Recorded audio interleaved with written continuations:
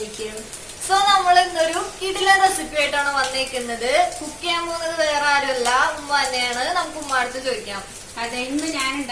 traditional Thenga choru, combination mutton varieties. That's a style tasty recipe. So, we recipe important result announce. As usual, we will announce a video. We will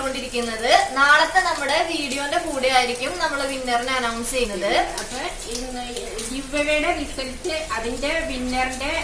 gift in this video ending video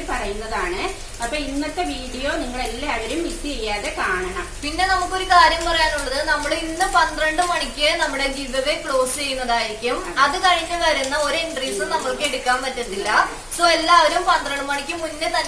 participate participate Umma parna pole thanne nammade giveaway gift nammal parna surprise gift nammale video inde ending il nammal reveal cheyyunnadayirikkum ade so namukku ini adhigam late aakanda video like povam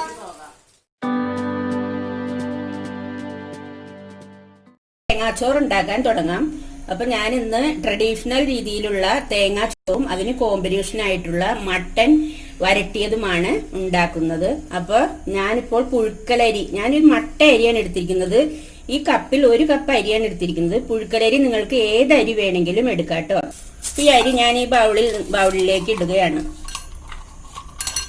ഇനി നമുക്ക് ഇതിലേക്ക് ഒരു teaspoon ഉലുവയും 1 teaspoon നല്ല ജീരകം അതായത് ചെറിയ ജീരകം 1 ടീസ്പൂൺ വലിയ ജീരകം ഇപ്പോൾ നമ്മൾ അരിയിൽ ഇത്ര ഇട്ടിട്ടുണ്ട്. ഇനി ഇതൊന്ന് ശരിക്കും കഴുകി എടുത്തിട്ട് വരാം.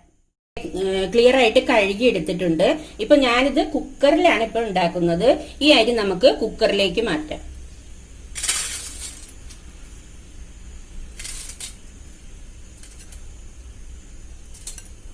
ഇനി നമുക്ക് ഇതിലേക്ക് ഒരു 15 ഉള്ളി ചെറിയ ഉള്ളി ഞാൻ എടുത്തിട്ടുണ്ട്. അത് രണ്ടായിട്ട് പൊളിച്ച് എടുത്തേക്കാണ്. അത് ഇതിലേക്ക് ഇടണം.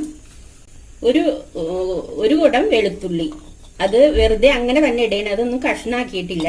അത് അങ്ങനെ തന്നെ ഇതിലേക്ക് നമുക്ക് ഇടാം. 2 വേപ്പില കറിവേപ്പില 1 മുറി തേങ്ങ ഞാൻ ചെരുകി വെച്ചിട്ടുണ്ട്. ആ 1 മുറി തേങ്ങ ഇതിലിടണം. ഇനി ഇത് നമുക്ക് നന്നായിട്ടൊന്ന് കൈ വെച്ചിട്ട് നന്നായിട്ടൊന്ന് കുഴച്ചെടുക്കാം.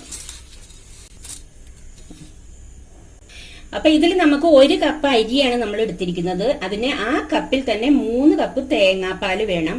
ആ 3 കപ്പ് തേങ്ങാപ്പാൽ ഇതിലേക്ക് ഒഴിക്കണം.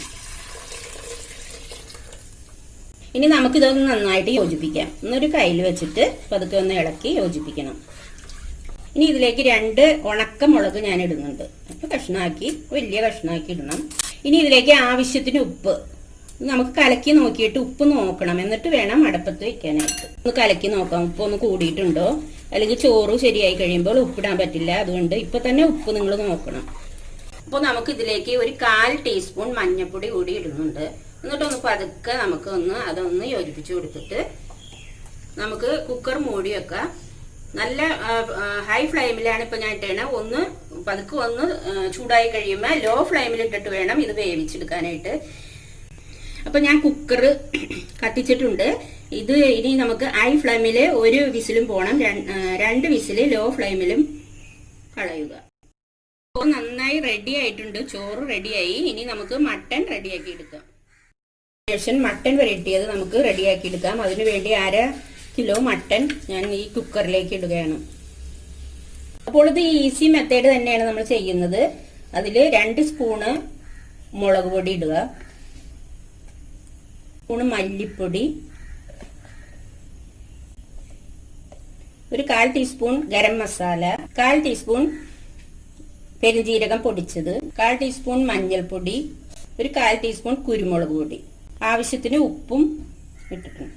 ഇനി ഇതിലേക്ക് ഒരു 10 ചെറിയ ഉള്ളി രണ്ടായിട്ട് അരിഞ്ഞു വെച്ചിട്ടുണ്ട്. ഇഞ്ചി ഒരു കഷ്ണം ചെറുതായിട്ട് കുരുകുരുന്ന് അരിഞ്ഞത്, വെളുത്തുള്ളി അരിഞ്ഞത്, ഒരു 3 പച്ചമുളക് അരിഞ്ഞ്, 2 കറിവേപ്പില. ഇനി ഒരു 2 സ്പൂൺ വെളിച്ചെണ്ണ ഇതിലേക്ക് ഒഴിക്കാം.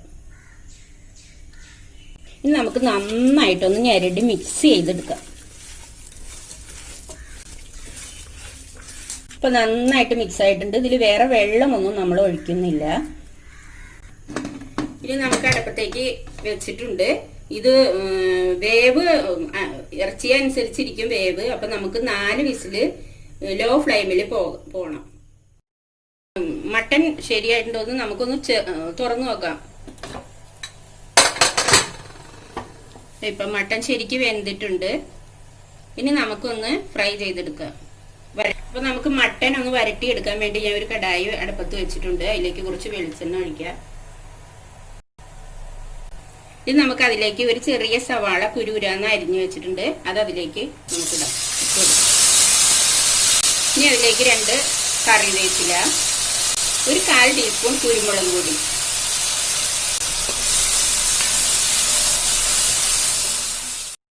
ചെറിയ കളർ മാറി പോകുന്നുണ്ട്. ഒരുപാട് കളറൊന്നും മാറണ്ട. ഇനി നമുക്ക് നമ്മുടെ മട്ടൻ ഇതിലേക്ക് ഇടാം.